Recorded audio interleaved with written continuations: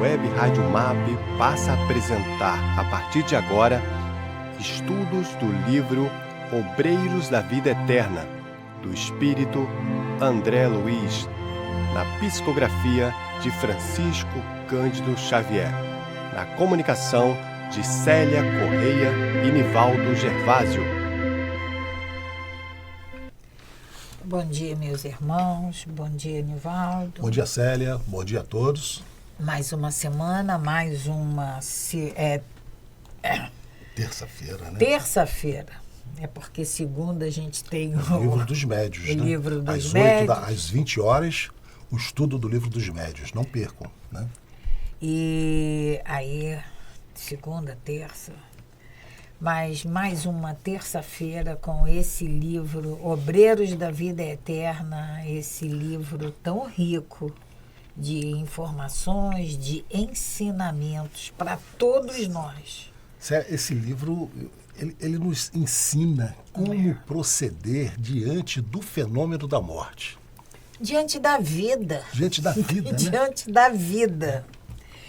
E... é um livro espírita, mas é um livro com ensinamentos para qualquer crença. Com certeza. Porque desencarnar todos nós iremos, todos nós. E nós acabamos de ver na semana passada todo o desencarne de Dimas. E aí a gente aprende, André Luiz nos traz que não basta, morreu. Não é, a coisa é mais complexa do que o simples fechar de olhos, o simples parar do coração bater. Não, Célia, é além disso. André Luiz nos deixa aqui algumas frases assim que a gente precisa carregar nos nossos pensamentos, né? Ele diz, por exemplo, que morrer e desencarnar são coisas diferentes. Quer dizer, quando que a gente ia pensar nisso? Morrer, todos nós vamos. Mas nós. Desencarnar, nem sempre todos nós.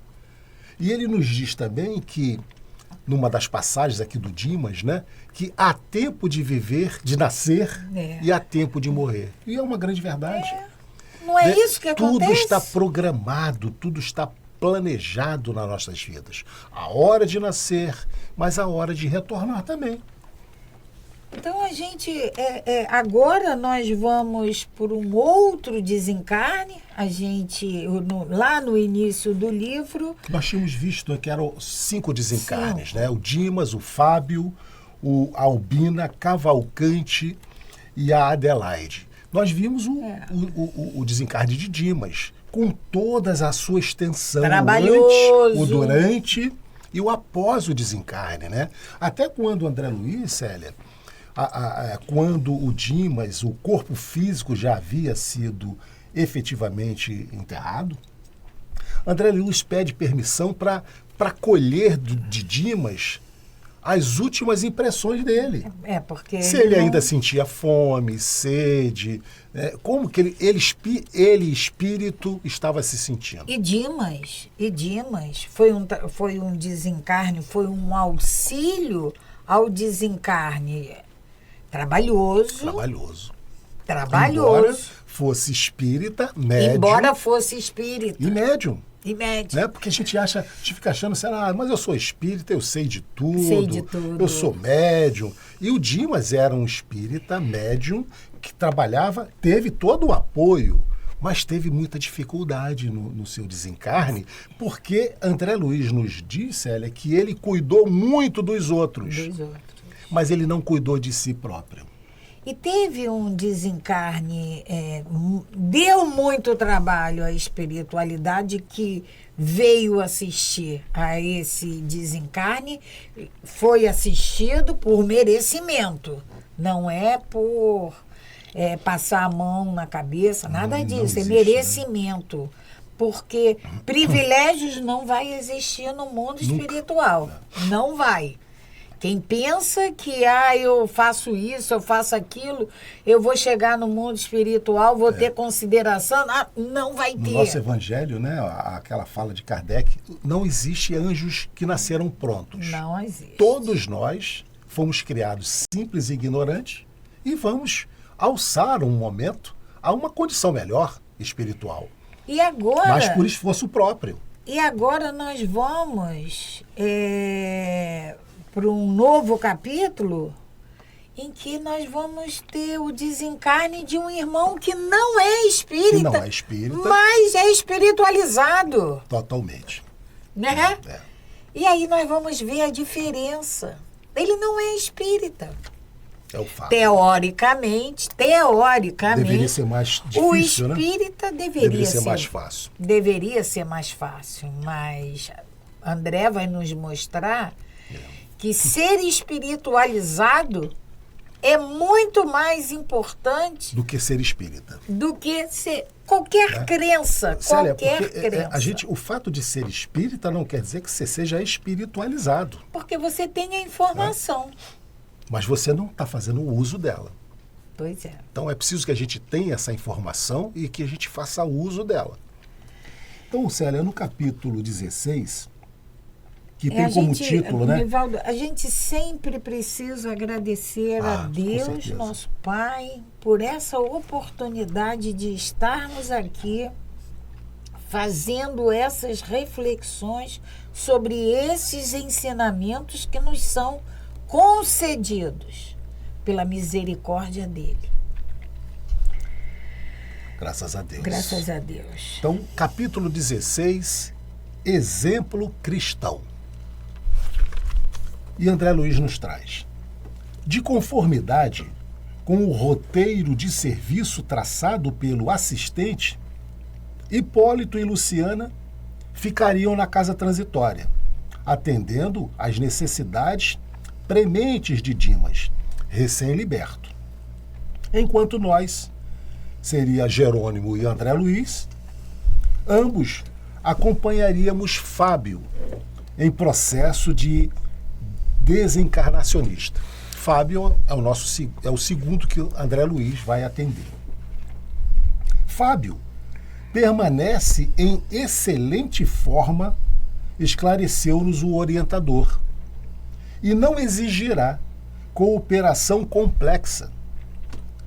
Preparou, com relação ao acontecimento, não somente a si mesmo, senão também os parentes, que ao invés de nos procurarem, como acontece comumente, serão úteis colaboradores de nossa tarefa. Olha a diferença que André Luiz nos traz com relação ao desencarne de Dimas e de Fábio. Em relação aos parentes. Porque você lembra, Célia, no capítulo que falava sobre o desencarne de Dimas, o trânsito espiritual na casa de Dimas, sendo velado, era liberado. Porque não havia proteção na casa do Dimas.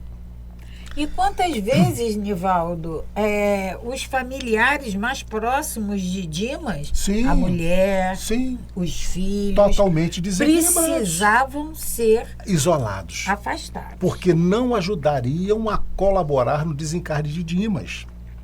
Já o Fábio, ele diz que ele preparou a família, embora não seja, repetindo, um espírita. Né? Falava Jerônimo com sólida razão, porque, em verdade, mostrava-se Dimas em lastimável abatimento. Dimas estava em lastimável abatimento, apesar da fé que lhes aquecia o espírito. As saudades do lar infundiam-lhe inexprimível angústia. Então, ele voltou a fazer um comparativo. Eles vão fazer o atendimento do Fábio, mas ele voltou a fazer essa comparação com Dimas. Dimas, desencarnado, ainda se encontra em lastimável abatimento. Quer dizer, com todo o manancial de conhecimento espírita que ele tinha, não estava fazendo o verdadeiro uso disso. Às vezes, finda a conversação serena em que se revelava calmo e seguro nas palavras, punha-se a gemer desorientadamente. Está falando Dimas, lá na casa transitória já. Chamando a esposa e os filhos inquietos. Em tais momentos, tornava aos sintomas da moléstia que lhes vitimara o corpo denso, e com dificuldade conseguíamos subtraí-los às entranhas da psicose, fazendo regressar à posição normal. Então, Célia, olha só para nos esclarecer o quadro.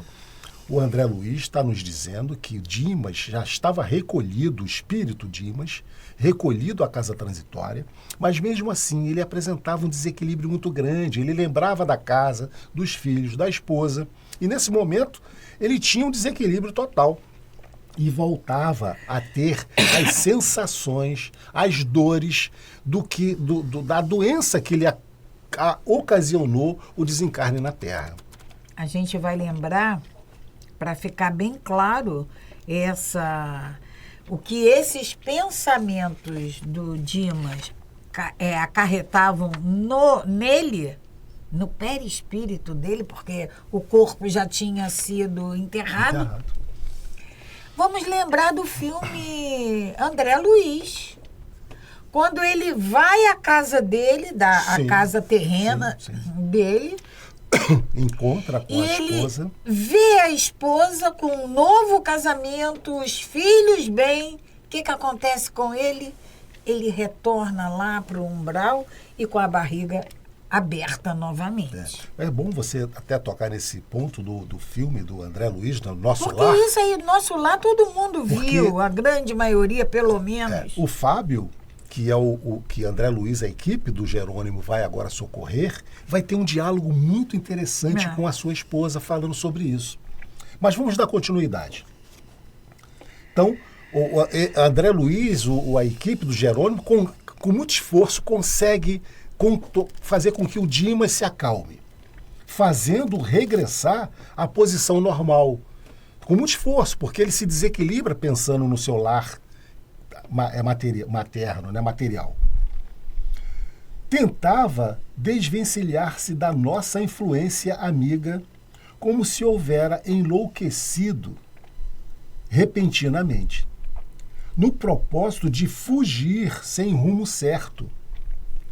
Gritava, gesticulava, afligia-se como sonâmbulo inconsciente. Olha o estado de desequilíbrio do Dimas, já desencarnado na casa transitória.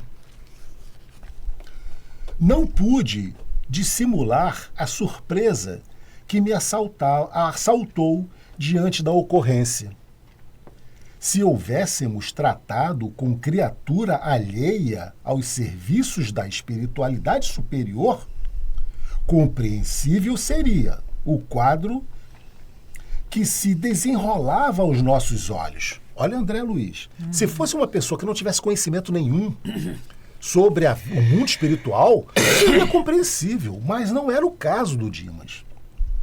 Mas Dimas fora instrumento dedicado ao espiritismo evangélico. Consagrara a existência às benditas realizações da consoladora doutrina do túmulo vazio pela vida eterna.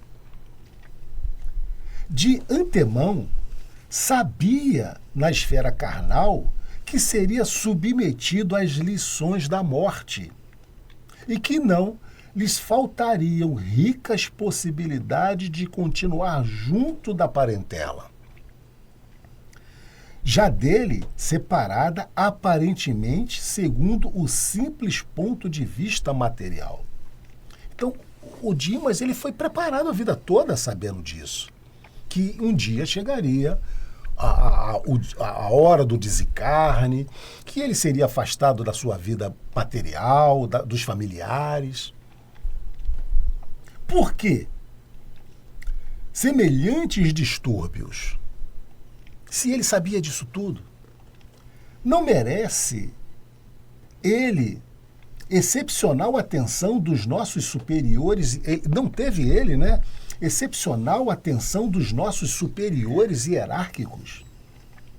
Vali-me de momento adequado e expus ao nosso dirigente as indagações que me absorviam o raciocínio. Sem qualquer nota admirativa, Jerônimo respondeu-me bem-humorado. Você deve saber, André, que cada qual de nós é por si mesmo todo um mundo. Esclarecimentos e consolações são dádiva de Deus, nosso Pai, mas convicções e realizações constituem obra nossa. Cada servidor tem a escala própria de edificações na tábua de valores imortais. A assembleia de aprendizes receberá a mesma bagagem de ensinamentos, de modo geral, organizada para todos os indivíduos que a integram.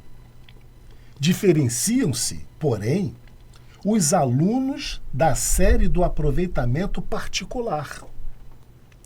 O mérito não é patrimônio comum, embora seja a glória do cume, a desafiar todos os caminhos da vida para a suprema elevação. Então, as condições, né, ou seja, as informações são dadas para todos nós. E nós vamos absorver e vamos utilizar esse conhecimento, cada qual da sua forma, não é? De acordo com a sua evolução até. Dimas foi destacado discípulo do Evangelho, principalmente no setor de assistência e difusão. Mas, quando a si mesmo, não fez o aproveitamento integral das lições recebidas. É o que a gente já havia falado. Dimas foi médium, Dimas ajudou, Dimas fez muita coisa por muita gente. Mas ele esqueceu de buscar esse entendimento dentro dele próprio. O que ele poderia ter feito por ele? Ter trazido esse entendimento para ele próprio. Espalhou as sementes de luz e da verdade. Dedicou-se largamente à causa do bem, falando de Dimas, merecendo, por isso mesmo, socorro especialíssimo. Porque veio uma equipe de nosso lar para socorrê-lo. Esse é o motivo pelo qual ele foi assistido. Contudo, no campo particular, não se preparou suficientemente. Qual ocorre à maioria dos homens. Prendeu-se demasiadamente às teias domésticas, sem maior entendimento. Então, prendeu-se demasiadamente às teias domésticas. Ou seja, Célia, nós temos que amar as nossas famílias, os nossos filhos, pais, mães, mas é preciso que a gente entenda que são seres, espíritos distintos do nosso. Esse amor não pode fazer com que a gente se desequilibre ao ponto de não entender uma necessidade de um afastamento. Então, contudo, no campo particular, primeiro, não se preparou suficientemente, qual ocorre à maioria de nós, homens. Prendeu-se demasiadamente às teias domésticas, sem maior entendimento. Conferiu excessivo carinho à roda familiar. Excessivo carinho à roda familiar. Quer dizer que a gente vai ter que desamar os nossos? Não. Não. Mas é saber que não ter o egoísmo de não deixá-los partir ou nós não aceitarmos o momento em que formos chamados. Mas Jerônimo, ele coloca sem noção de equidade, sem noção de equilíbrio. conferiu excessivo carinho à roda familiar sem noção de equidade no caminho terrestre. Certamente, sob o ponto de vista humano, consagrou-se o necessário companheira, consagrou a necessária companheira e aos rebentos do lar, mas se lhes prodigalizou muita ternura, não lhes proporcionou todo o esclarecimento de que dispunha, libertando-os da esfera pesada de incompreensão. E agora, muito naturalmente, sofre-lhes o assédio. A inquietude dos parentes atinge-o através dos fios invisíveis da sintonia magnética. Olha só, os fios, diz aqui, né, invisíveis, são os nossos pensamentos, que são ondas eletromagnéticas que chegam aos nossos entes desencarnados. Então, a inquietude dos parentes, as nossas inquietudes aqui, Célia, as nossas insatisfações, o fato de nós não aceitarmos o desencarne dos nossos amores, faz com que esses nossos pensamentos cheguem a eles, por esses fios invisíveis. A gente vai, se podemos fazer essa imagem, vamos imaginar Dimas cobrindo, tomando conta excessivamente do seu núcleo familiar.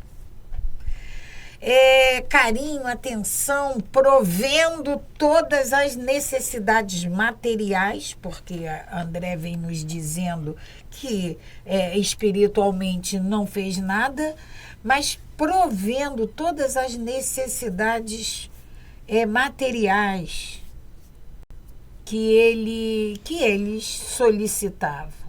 E aí ele desencarna, como acontece com muita gente que nós conhecemos. A maioria de nós. E aí, quando desencarna, aquele provedor se foi. E a gente fica perdido aqui. Ai, pai, por quê? Ai, todas essas inquietudes tomam conta de nós que ficamos. E quem partiu sente isso. É o que André está nos dizendo aqui. Então a gente percebe o desequilíbrio que o Dimas se encontra no plano espiritual. Em função de quê? Quem causa esse desequilíbrio? Ele causou. Ele próprio causou. Então, Célia, é importante a gente sempre frisar, né, que esse livro de André Luiz, Obreiros da Vida Eterna, trazendo esses casos de desencarnes, né, é para que a gente possa refletir para nós, Célia. Tanto como possíveis desencarnantes que seremos, todos nós vamos desencarnar, espero que desencarnemos, não só morremos, mas que a gente também tenha esse entendimento, Célia, para com os nossos entes queridos que já desencarnaram. A importância da prece, do desapego, do pensamento positivo, não da lamúria, sabe? Do desejo de trazê-lo para próximo, para perto de nós, ou da reclamação, que é pior ainda. Você se foi, me deixou assim, o que eu vou fazer na minha vida agora? Todos esses ensinamentos, como todos os ensinamentos que a doutrina espírita nos oferece, isso é para a gente trazer para a prática. Que Dimas, ele diz... eu li o livro Obreiros da Vida Eterna. Jerônimo diz aqui, ótimo, né, Célia? Maravilhoso. Mas esses ensinamentos, você trouxe ele para você? Porque, por exemplo, aqui André vem nos dizendo do velório do Dimas. A conversação, aprendemos Temos que aprender. Temos que aprender. Porque no próximo velório que a gente for fazer parte, nós já não podemos mais agir da mesma forma. Temos que trazer. Nós já vimos como temos que proceder, né? E Célia, olha só, ele diz que o Dimas foi aquele médium que ajudou todo mundo, da família, fora da família, mas, contudo, no campo particular, não se preparou suficientemente. Então é preciso que a gente tenha toda essa bondade para com o outro, é fundamental, é a caridade em ação, mas que a gente também tenha essa preocupação, essa caridade para conosco. E André ainda Jerônimo ainda nos diz, e André nos traz, né? Dimas não lhes proporcionou aos parentes, não lhes proporcionou todo o esclarecimento de que dispunha. Ou seja, ele podia ter preparado os familiares para esse momento, porque ele sabia que ia chegar. Sorriu benévolo e continuou. Nosso irmão, inegavelmente, fez por merecer o auxílio de nosso plano, pois conseguiu enfileirar amigos prestigiosos que lhes dedicam valiosos serviços intercessórios. Lembramos aqui do Dimas, né? Recebeu uma equipe direto do nosso lar, Jerônimo, André Luiz, Padre Hipólito e a Luciana.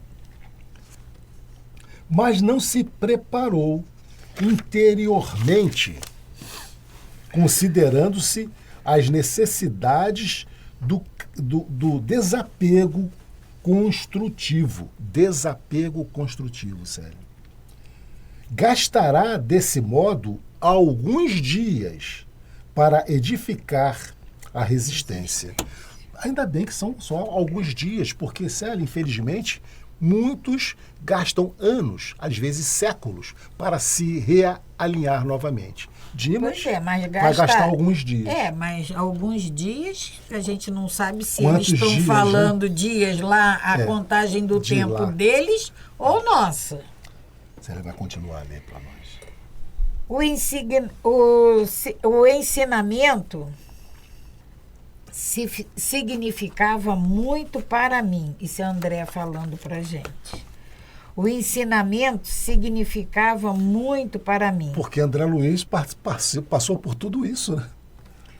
Para nós mais ainda, André.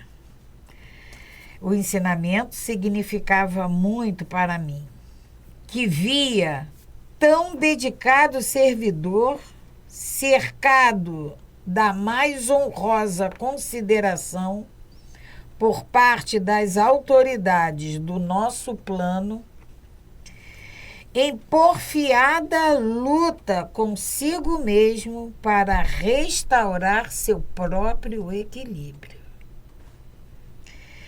E conclui mais uma vez que o amor pode improvisar infinitos recursos de assistência e carinho, acordando faculdades superiores do espírito, mas que a lei divina é sempre a mesma para todos.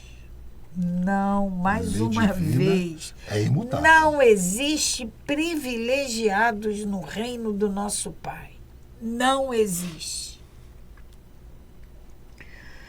O obséquio é ofício sublime no culto ativo da cooperação fraterna.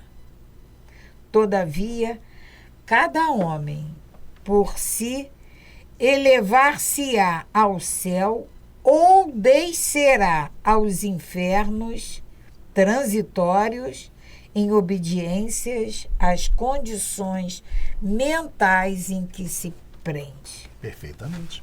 E André Luiz trouxe para nós, né, toda aquela situação que ele presenciou, inclusive lá no cemitério, né?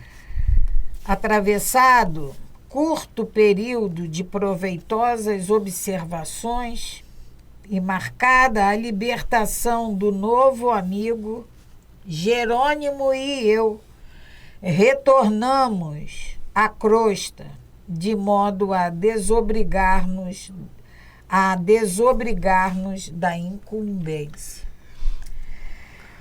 Acercamo-nos de bairro pobre em que Fábio situara o ninho doméstico. Então, até agora, nesse capítulo, né, André Luiz e o Jerônimo fazem esse fechamento da condição de Dimas, já na casa transitória, já espírito na casa transitória. Agora sim, vamos lá ao atendimento do Fábio. Até porque eles entraram no caso do Dimas, porque eles começaram a falando que Fábio não ia dar trabalho. Não ia dar trabalho. Nem os parentes. Aí ele traz essas considerações, né? Ele fala como o Dimas estava lá ainda, no plano espiritual, tendo, assim, convulsões, porque lembrava da família, lembrava dos filhos e o que ele ia fazer, tinha deixado todos lá, né? A casinha singela encantava. Já o visual já é outro. A casinha singela encantava. Rodeada de folhagens e flores, via-se que todo o endereço merecera a ternura dos moradores. De longe, chegava o barulho da enorme cidade. Espíritos vadios passavam de largo em lamentável promiscuidade.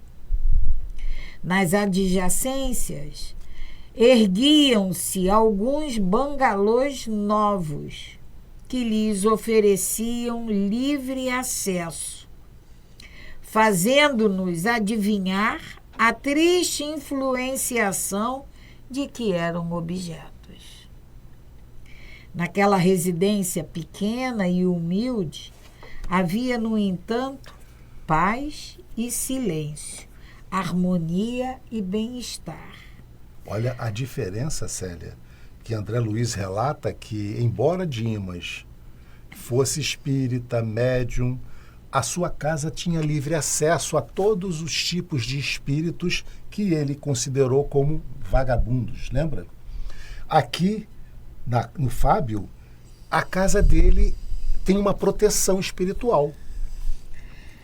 E André ainda nos diz, a nossa apreciação deles, de Jerônimo e André, parecia delicioso oásis em meio de deserto, de vasto deserto. Porque ele fala, né, desses espíritos vadios que passavam longe da casa. Eles não conseguiam se aproximar. Mas na adjacência, na vizinhança da casa, sim, havia bangalôs, ele chama de bangalôs novos. Deviam de ser acesso. Deviam de ser casas mais...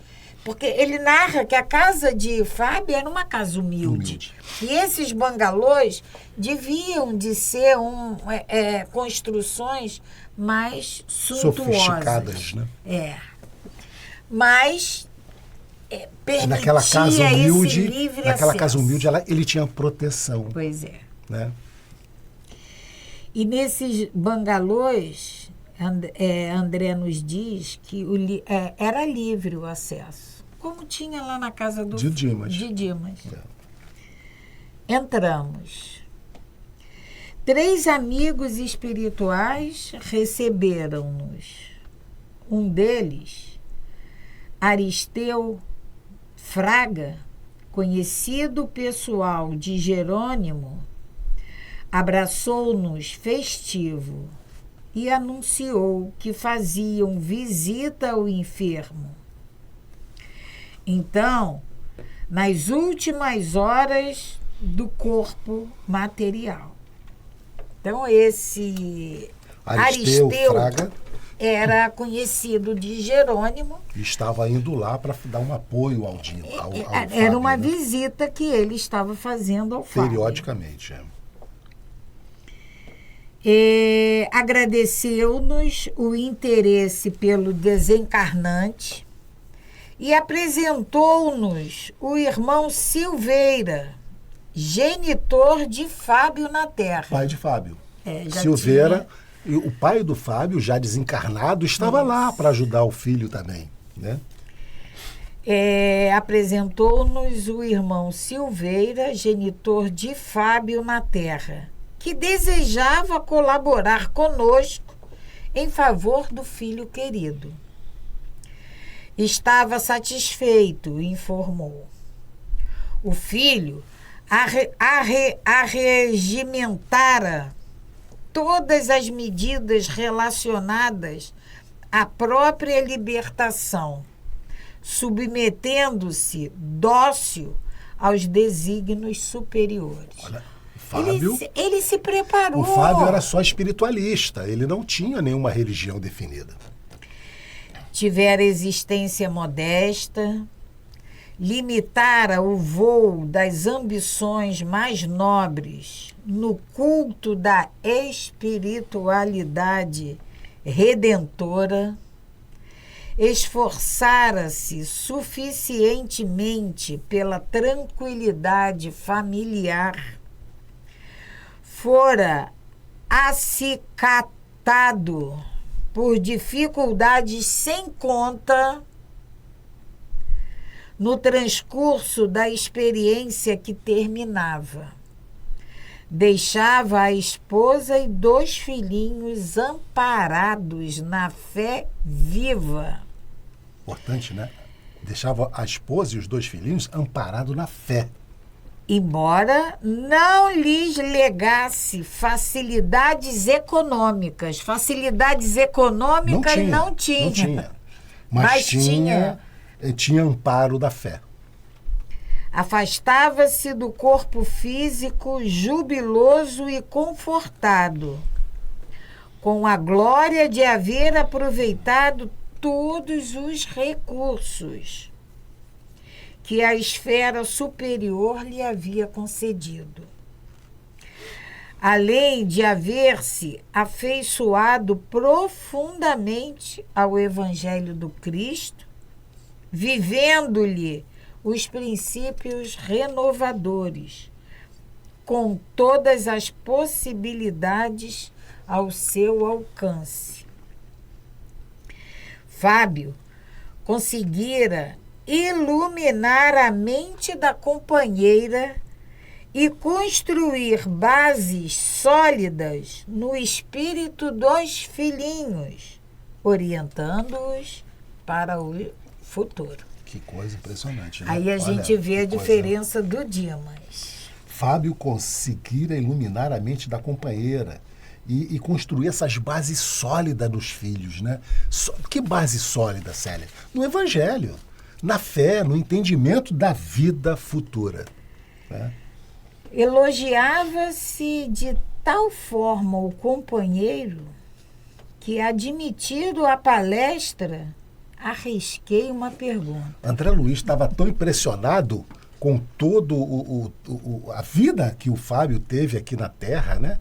Que André Luiz ficou, vou fazer uma pergunta aí. Ele precisava saber, André Luiz sempre curioso para nos trazer essas informações, né? E aí André pergunta, Fábio desencarnará na ocasião prevista? Ou seja, ou seria um suicídio, né? Aqui eu penso, Nivaldo, porque não penso Luiz, por esse lado, André não. Luiz trazia, né, Célia? Ele foi ele foi chamado, né, de suicida inconsciente, né? Ele chega no plano espiritual abreviando a sua estadia na Terra, porque teve lá todas as consequências do mau uso do corpo físico que fez com que ele desencarnasse antes do tempo, né? Então ele foi um suicida inconsciente. Mas eu não vejo... Então ele tá sempre preocupado ali em saber se o Dimas, de certa forma, estava indo um pouco antes, mas porque ele teve uma vida muito sacrificada. Não vejo assim não, Nivaldo. Não vejo não. E o Fábio? Quando ele pergunta, o Fábio... desencarnará na ocasião prevista ou está indo antes? Né? Não, mas eu não vejo assim. Eu vejo... ele desencarnará na época, diante de tanta coisa, de tanto elogio, desse comportamento correto que ele tem? Sim. Será que isso é uma prorrogação, uma extensão dada pelo nosso pai? Que ele poderia estar desencarnando, ter tido aí um mérito de ter uma moratória? Vamos ver o que o André Luiz traz para nós aqui, né? Aí André pergunta, Fábio desencarnará na ocasião prevista? Sim, elucidou Jerônimo, com gentileza. Estamos de posse das instruções. Nosso amigo desencarnará no tempo devido. Então não teve moratória nenhuma. É verdade, confirmou o pai emocionado. Ele aproveitou todos os recursos que se lhe conferiram, malgrado o corpo franzino e doente desde a infância. Então, ele teve... Era tuberculose. Ele teve uma tuberculose, né? O que vai levar ao óbito é a tuberculose, né? E o pai diz que ele sempre teve uma vida muito sacrificada, né? E foi sempre franzino e doente, né? Traindo a condição de médico, sempre interessado em estudar, considerei. É lamentável tenha renascido em semelhante organismo. Quem sabe servir com tanto valor a causa do bem. Então, André, ele lamenta que ele tenha... ter nascido... Como ele foi um prestimoso trabalhador, né? Na família, com os filhos e tudo mais, André Luiz, poxa vida, mas se ele tivesse nascido numa condição de um corpo físico mais forte, talvez ele tivesse feito muito mais. Mas né? Isso aí partindo da gente, partindo da gente, essa observação partindo de nós, tudo bem. Mas de André Luiz... Mas André Luiz, né, Célia, aí ainda estava num aprendizado, né? André Luiz ainda estava. Hoje, muito provavelmente, está em outras condições, mas André Luiz aqui, ele está participando pela primeira vez numa incursão desse tipo, né? Aí o genitor sentiu-se na necessidade de esclarecer o assunto, porque prosseguiu calmo. Este é, de fato, argumento humano mais ponderáveis. E a gente fala isso, né? Puxa vida, mas ele é tão bonzinho, faz tanta obra, por que ele tem tanto problema? Nós tivemos, por exemplo, o próprio Chico, né, Célia, que teve uma vida muito desgastada por questões da criação da mãe e tudo mais, e que veio com esse planejamento de nos trazer tantos livros, tantas coisas para nós. E a gente fica imaginando se ele não deveria ter vindo com um corpo físico mais forte para poder ter mais facilidade. Mas é o nosso pensamento humano, não é o pensamento divino, né? Quando na carne, frequentes vezes surpreendir-me com a saúde frágil de Fábio em criança. Desde cedo, notei-lhe a virtude inata, o pendor para a retidão e para a justiça, as disposições congênitas para os trabalhos da fé viva. Então ele já tinha essa inclinação desde pequeno, né? Passei longas noites na justa preocupação de pai, em vista do porvir incerto. Como poderia nascer alma tão sensível e formosa como a dele em vaso tão imperfeito? Tão frágil, né? Aqui, encarnados, isso é normal. A gente se questionar. Nós questionarmos sobre isso. Aos 12 anos, foi atacado de pneumonia dupla, que quase o arrebatou de nosso convívio. clínico amigo chamou-me a atenção para a debilidade do rapazinho. Éramos, no entanto, demasiadamente pobres para tentar tratamentos caros em instâncias de repouso. Antes dos 14 anos, terminado o curso de letras primárias, conduziu o serviço pela exigência imperiosa do ganha-pão. Já teve que trabalhar, né? Sabia, como pai, que Fábio desejava continuar estudando para aprimoramento das faculdades intelectuais, em face dos seus pendores para o desenho e para a literatura. Por que não? Porque não poucas vezes surpreendi-o namorando o educandário vizinho da nossa casa, ralando de inveja ao reparar os colegiais em bandos festivos. As nossas condições de vida, no entanto, nos reclamavam esforço ingente.